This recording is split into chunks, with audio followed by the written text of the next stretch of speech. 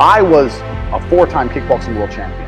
For 12 years, I trained 5 hours a day, 6 days a week. And I was motivated to train probably about 25% of the time. The rest of the time I went because I am disciplined. You don't feel like going through that shit on a Wednesday morning when you wake up, but you have to do it because you're disciplined. You're either a disciplined individual or you are not a disciplined. There's a difference between want and want. And I say this all the time. People say to me, I want to be rich. And I say, okay, well, I want to be able to ice skate. But I don't want to be able to ice skate enough to go learn how to ice skate, because I can't be bothered. I mean, surely if I could click my fingers and be a figure skater, I'd click my fingers. Who wouldn't? Well, I don't want to actually go train. I don't want it enough. And this is the exact point with money. Everyone wants money put on their lap. If you truly wanted money, you wouldn't be able to sleep until you fucking had it. And this is the point. Because when I had nothing, I couldn't be distracted. You couldn't distract me from what I wanted. That's who I am. If I want something, I'm going to get it. I do not need to be motivated. I'm a disciplined person. If I allocate X amount of time to work, I'm going to do it. But that is the bottom line answer. It's discipline. You're going to have to work when you don't feel like working. That's how it's going to have to be. Or you're never going to be. One of the only things in this world you can control is your state of mind. You can't control the weather. You can't control other people. You can't even control your health. You might get a brain hemorrhage. You might get hit by a bus. One of the very few things in the world you have genuine control over is your state of mind. You decide if you're a disciplined person. You decide if you're a happy person. You decide if you're an depressed person. These are things that in real time you can affect in your brain. This is all you can control on Earth. If you can't control that, then you're just a feather in the wind. And life's going to blow you around, and you might land somewhere good, you might land dog shit, nobody knows. Your state of mind is what you should know to control. If you can't wake up and say, today I'm making some money, and actually try your very, very best, and actually stay dedicated to that task. If you can't do that, you're fine. Every man understands you shouldn't be complaining about things you cannot change. You have to play the cards you're dealt. To be born a certain height and then to sit there and go, what do I do? I'll tell you what you do. You become the best version of yourself, just like everyone else does. Nothing about the height is in and of itself enough value for me to be a valuable man. As a man, you build your value. You are born with the cards you're dealt. Sure, it'd be ideal. Look, I'd love to be 7 foot tall. I'm not. So it's the same argument. If you're 5'2", you need to become rich, strong, and funny, and charismatic, and interesting, and witty. If you're 6'4", you need to become rich, strong, well-connected. It's the same game. So to sit there and complain about it is asinine. All of you have a handful of aces. I don't think you understand that. You could have been in a car crash at 4 years old and lost your legs. Do you have any understanding of how lucky you have been? This is pure luck. There's no this only luck has kept you fully able-bodied, sitting there, capable of learning and listening and becoming something. You don't really need to be that tall if you're important and rich, and when you walk in the room, you think when fucking Mayweather walks in the room, people give a shit? Fix that frame in your mind. You are viewing yourself as a short man. Stop it. Walk the fuck up and be the man.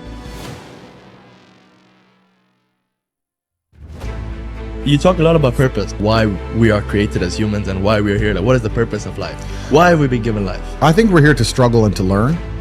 I don't think we're here to be happy. That's why when we keep going back to the happy argument, I've always found that kind of frustrating and annoying. When someone goes, oh, but I want to be happy. Why? Like, why do you want to sit there and laugh? Like you were happy your entire childhood. That's your happy days. You're allowed to be happy as a kid. It's all over now, right? You're a man. You have responsibilities. I think we're here to do important things, and important things are going to be difficult, and they're going to be hard, and you're going to get frustrated. But that's what gives you purpose. I think we're here to struggle. I think we're here to endure pain. I think we're here to just see how hard we are to kill. I think that going through terrible things and living through them and coming out the other side is one of the most fantastic things about being human. I think that it's almost like once you understand what life is really about, there's no emotion which isn't enjoyable. The only emotional state which can be seen as detrimental is feeling nothing at all. But if you're sitting at home and you're feeling truly heartbroken, at least you're feeling something, right? And I think that's the whole part of being human. I think we're here to struggle. I think we're here to go through pain. I wake up each day and go, what can I attack? What problem can I solve? And look at history. Why did Genghis Khan wake up and want to conquer the whole world? Why did Napoleon conquer the world? Why did Alexander the Great conquer the world? You just wake up and just say, give me this, give me that. I want all of it. There's an army there. They're really big. We're better. It's intrinsic. You need to go and conquer. That's the purpose of life. Do you believe that God created us? So why did God create us to struggle? Because if you don't struggle, you don't learn. God created us to learn and understand ourselves and understand other people and understand the world. And what did I say earlier? I said that you don't learn a lesson without pain. So you have to struggle to learn anything. There's only two ways to learn things, the hard way or the harder way. If you're smart, you can learn the hard way.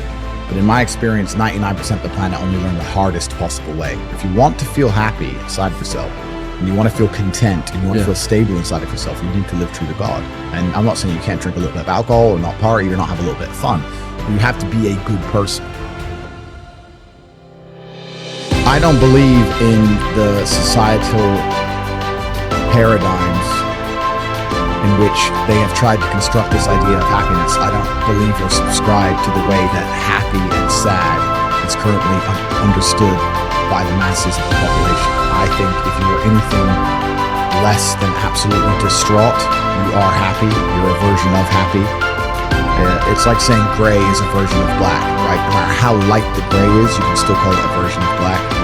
And unless you've gone through an event, which hopefully doesn't happen too often, like the passing of a family member or something that's truly destructive and detrimental to your mindset, besides these events, which hopefully only happen a few times in your life, you should be happy. If you're not crying or paralyzed in silence due to the absolute magnitude of a detrimental circumstance or the absolute magnitude of a negative event, then you are a version of happy. So I am always happy is the short answer. I don't believe in not being happy. I don't believe in not saying to myself I'm happy. I'm always a version of happy.